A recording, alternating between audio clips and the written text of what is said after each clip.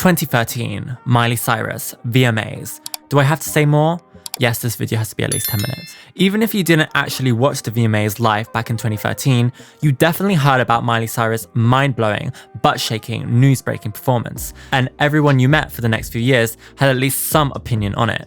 Maybe you thought it was pure trash. Maybe you thought it was pop perfection. But no matter how you feel about it, you can't deny that Miley Cyrus twerking on the VMA stage in 2013 was an iconic pop culture moment, and one that will definitely be remembered in pop culture history. This is the story of Miley Cyrus' 2013 VMA performance.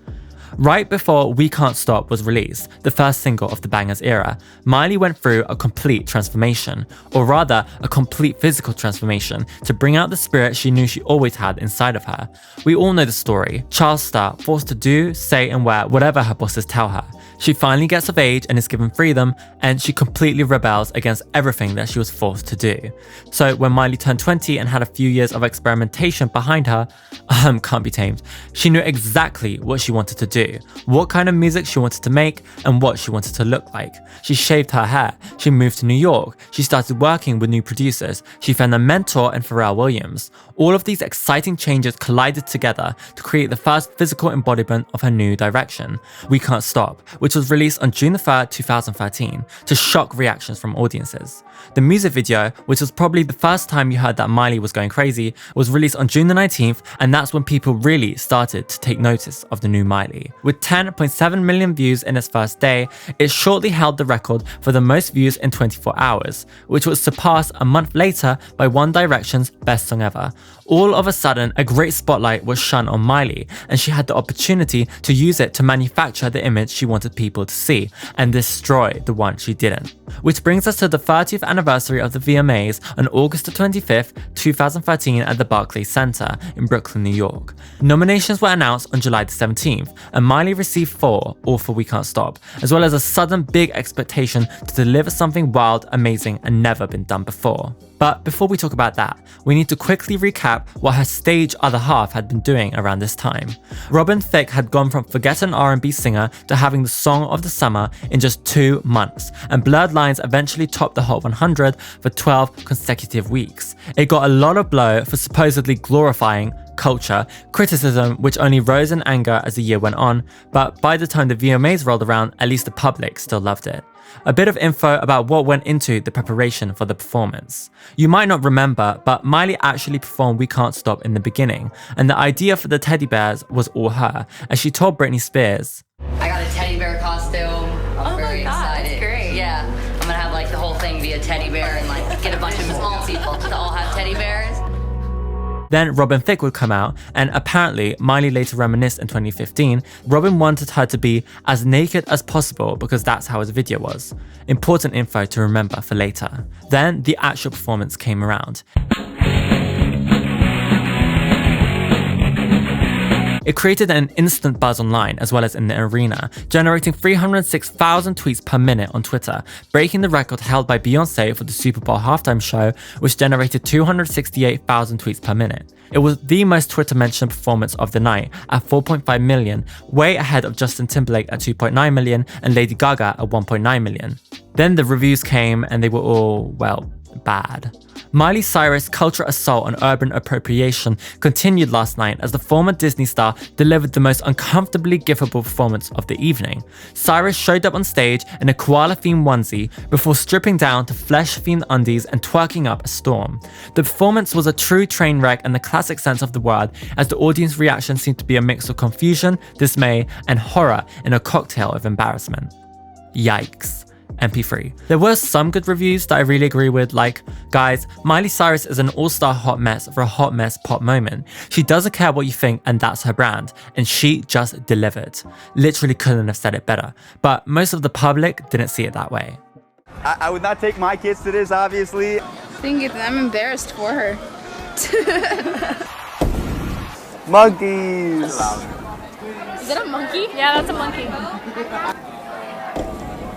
I'm scared already. Robotic monkey. Oh, look. What the? Oh, no. Oh my god. Is that her? She came out of the monkey? Oh my gosh, her tongue though. Does she have like a bulletproof vest under there? What's going on? What the heck is those things? What the heck are those things? Yummy teddy bears. Underwear is showing. Hey, dance with me. Dance with me. She needs to stop right now. I just realized she has a chorus on teddy bears. Are those like supposed to be Teletubbies? I'm making noise. I don't want to make noise. I don't want to make noise for you.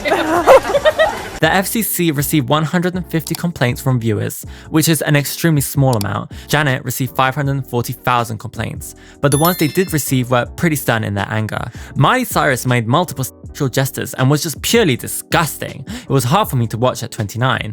I cannot believe this was rated for kids 14 and up. One of the biggest topics of conversation surrounding the performance was if the whole performance was just a disgusting act of cultural appropriation. A lot of people were annoyed with the fact Miley had all black backup dancers and accused her of using them as props for her own agenda. Cyrix is annexing working class black ratchet culture, the potent sexual symbolism of black female bodies, to the cause of her reinvention. Her transformation from squeaky clean Disney pop poster girl to grown-up hipster provocateur. Want to wipe away the sickly sweet scent of the Magic Kingdom? Go slumming in a black strip club. Cyrus may indeed feel a cosmic connection to Lil' Kim and the music of The Hood, but the reason that these affinities are coming out now at the VMAs and elsewhere is because it's good for business. Miley's response to all of this? I've tried to wrap my head around, like, I guess, what a normal person thinks about the performance, and I can't really understand where the shock comes from. I know that sounds crazy, but I can't really understand it because I don't see anything more than what any other real artist did that night. I mean, Gaga was in a thong, but no one cares. Right, no one cared. No. She also went on to say in an interview for MTV 3 days later, "What's amazing is I think now we're 3 days later and people are still talking about it. They're overthinking it. You're thinking about it more than I thought about it when I did it. Like, I didn't even think about it because that's just me. I don't pay attention to the negative because I've seen this play out so many times. How many times have we seen this play out in pop music? Madonna's done it, Britney's done it. Every VMA performance, that's what you're looking for. You're wanting to make history." Wrecking Ball was released on the same night as the VMA's performance and went #1 4 weeks later after its controversial music video was released. Although Miley continued to garner negative attention, she just continued pushing and pushing until people weren't interested anymore. The performance helped Wrecking Ball sell 90,000 copies in 2 days and honestly just pushed Miley's career way further than if she never did it. And it's not like she had no supporters either. Justin Timberlake? It's the VMAs, it's not like she did it at the Grammys. Like, let her do her thing. Britney Spears. I think anytime you do a performance that is that memorable, you're going to have criticism. I think she's doing her thing. She's being herself, so I give props to her. And Donald Trump. Miley, don't let them get you down. They're all jealous. The performance had a much smaller effect on Robin Thicke's career, which ended up a train wreck because of his own messy personal life. He also went on Oprah to say, "Listen, I'm the twerky. I don't twerk myself, okay? I'm just twerked upon." To which Miley responded, "I didn't really know Robin too much before and I don't really know him now. It was funny because I got so much of the heat for it, but that's just being a woman. He acted like he didn't know what was going to happen. You were in rehearsals. You knew exactly what was going to happen." Although many people still think of the performance as utter trash, it really was influential in bringing twerking to national attention. It became the #1 what is Google search that year and was added to the Oxford Dictionary online. It was also the runner-up to selfie in the Oxford Dictionary's Word of the Year 2013. Looking back on the performance, it's still pretty raunchy for what's supposed to be a family TV show. I mean, the VMAs have only gotten raunchier, but Miley definitely made her mark on pop culture history, as well as Robin Thicke's. She has looked back on the performance in several interviews since then, and one of the most interesting reflections was in 2015. Everything I've ever done has been true to me at that minute, even down to Hannah Montana. When I started, I was 12 years old, and that was like a dream to me. So that was my truth at that moment. Me coming out of that teddy bear to me wasn't just a teddy bear. My dad always explained it to me that you step into your happiness. That's kind of like what I was doing. When I broke down the bare belly, I was really breaking out. My show ended, and then I didn't really work for 2 years. That's when I did my most self-exploration. The performance was kind of going into this way of saying, I'm just going to do what will make me happy. At that moment, that's what really made me happy. I still love it, but I now watch it and I see someone that isn't me now. I knew who I was and I knew the power that I held, but I don't think I realized my full power until that show.